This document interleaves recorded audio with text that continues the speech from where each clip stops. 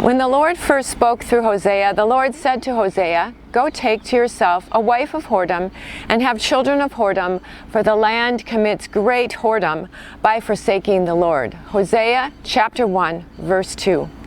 When you heard me read that passage from Hosea, you may have thought, wait a minute, did she say what I thought she said? Does whoredom think what I think it means? That can't be in the Bible, right?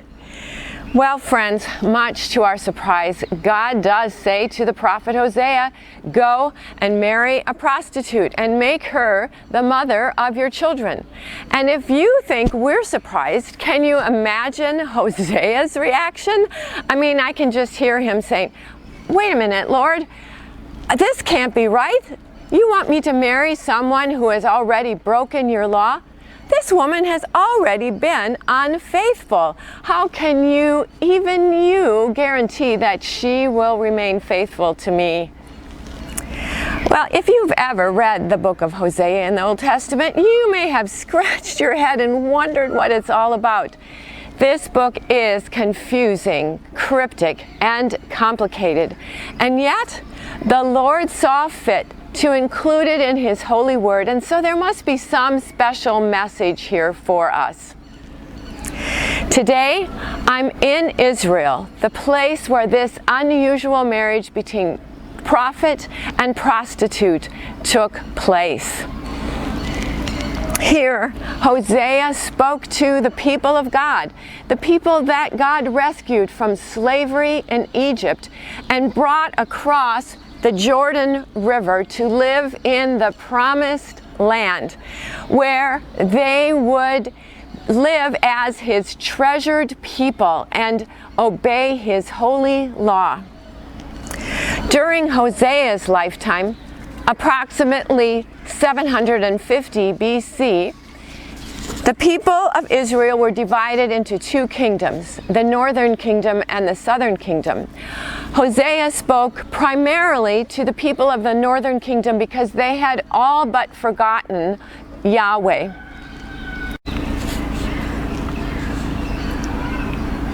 The reason God acted as matchmaker between a godly prophet and a shameless prostitute was to depict His unfailing love for a wayward people.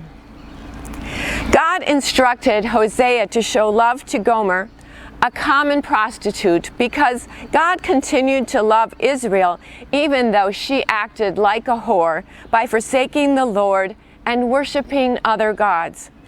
Hosea's personal life illustrated God's persistent love for His unfaithful people. And before you write this story off as ancient folklore that has nothing to do with your life, remember this. This Old Testament story of a godly prophet and a wayward wife also depicts Christ's love for us. As New Testament believers, we are the bride of Christ. And just as Hosea didn't choose Gomer because of her virtue, Jesus did not choose us because of our purity or accomplishments. Stuck in our sin, we have all acted unfaithfully. Yet, Christ sought us out and chose us to be His bride. He even paid the price of His own life so that we could live with Him forever. During this study, we will also take Hosea's story to a personal level. Have you ever felt that you have been undeserving of God's love? I know I have. No, I haven't played the part of a prostitute like Gomer, but I have often wandered away from God's ways. I have worshiped the gods of success and accomplishment. Maybe you too have strayed away from God's goodness. Maybe you have looked for love in all the wrong places and wandered away from Christ. Gomer's story reminds me that no matter how imperfect my character, God loves me. Gomer's life with Hosea tells all of us that God doesn't love us because of our perfection. Gomer had violated God's law. God doesn't love us because we have a sparkling reputation. Gomer had lived the price of a prostitute.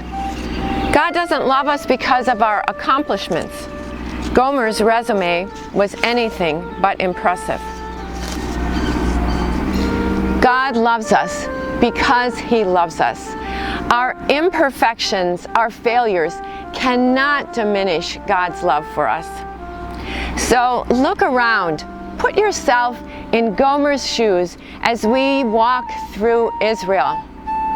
Picture yourself as the woman that society looked down on, the one that everyone had forgotten. And then look up and see Jesus, who calls you His beloved. Live in His relentless love.